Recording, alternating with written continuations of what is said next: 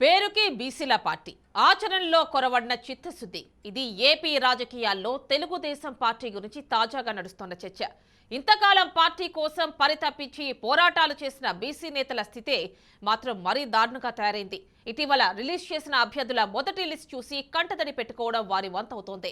ఆవేదన కట్టలు తెచ్చుకుంటోంది. బీసీ తెలుగు యువతలో అయితే టీడీపీలోని జరుగుతోన్న ప్రస్తుత పరిస్థితులు ఆగ్రహావేశాలను పుట్టిస్తున్నాయి. టీడీపీ అధినేత చంద్రబాబు, నారా లోకేష్లు బీసీలకు వెన్నుపోటు పొడుస్తున్నారంటూ బహిరంగంగానే విమర్శలకు దిగే పరిస్థితి కనిపిస్తోంది. సీట్ల కేటాయింపులో యువతకే తొలి ప్రాధాన్యత, 40% టికెట్లు యువతకే అంటూ టీడీపీ జాతీయ ప్రధాన కార్యదర్శి నారా లోకేష్ ఘనంగా ప్రకటించిన మాటలు ఏమయ్యాయి? అవన్నీ శుద్ధ అబద్దాలేనా అంటూ నిలదీస్తున్నారు బీసీ వర్గాలకు చెందిన తెలుగు తమ్ముళ్ళు.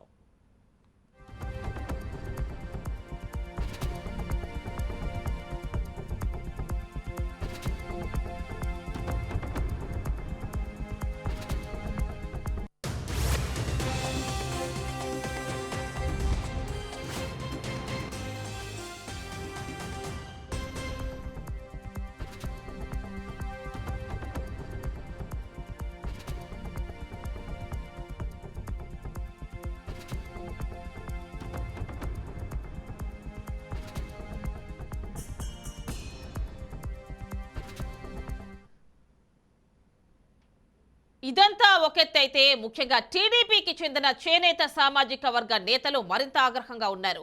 చేనేత సామాజిక వర్గాన్ని తెలుగుదేశం పార్టీ చిన్నచూపు చూస్తోందంటూ ఆ వర్గీయులు ఫైర్ అవుతున్నారు.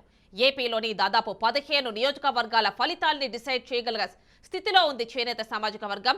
ఈ విషయాన్ని గుర్తించిన వైసీపీ అధినేత సీఎం జగన్మోహన్ రెడ్డి సీట్ల కేటాయింపులో జాగ్రత్తలు తీసుకుని ముందుకు సాగుతుంటే టీడీపీ మాత్రం చేజేతులారా ఉన్న వ్యవస్థని నాశనం చేసుకుంటుందన్న కామెంట్స్ జోరుగా వినిపిస్తున్నాయి.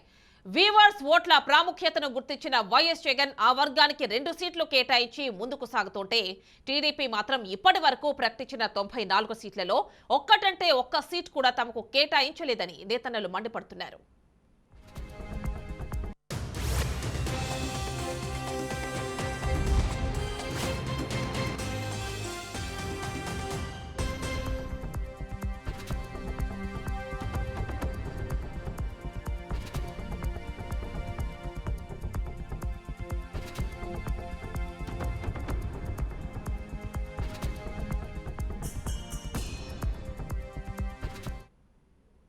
ముఖ్యంగా ఇంతకాలం పార్టీ కోసం రోడ్డెక్కి అహర్నిశలు పార్టీ కోసం పాటుపడ్డ శ్రీరామ్ చిన్నబాబుకు ఇప్పటి వరకు సీట్ కేటాయించకపోవడంపై చేనేత వర్గానికి చెందిన తెలుగు యువత మండితుంది. ఇక రాష్ట్ర తెలుగు యువత అధ్యక్షుడిగా ఉండి ఇంతకాలం పార్టీ కోసం ధర్నాలు, నిరసనలు చేస్తూ అధికార వైసీపీని ఎదిరించి నిలిచిన శ్రీరామ్ బాబుకే దిక్కు లేకపోతే సామాన్య చేనేతలు కార్యకర్తల పరిస్థితి ఏంటని చేనేత వర్గీయులు మదనపడుతున్నారు.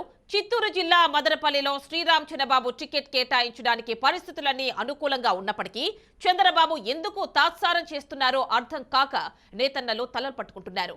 సాక్షాత్తు తెలుగు యువత అధ్యక్షుడైన శ్రీరామ్ చిన్నబాబుకే దిక్కు లేకపోతే తమ సామాజిక వర్గానికి ఏం మేలు జరుగుతుందని చేనేత సామాజిక వర్గీయులు మాట్లాడుకోవడం కనిపించింది. కాగా ఒక్క మదనపల్లిలోనే చేనేతల ఓట్లు 40,000కు పైగా ఉన్నాయి. ఏపీలోని ధర్మవరం నియోజకవర్గంలో చేనేత వర్గం ఓట్లు అత్యధిక సంఖ్యలో ఉండగా సెకండ్ ప్లేస్ లో మదనపల్లుంది.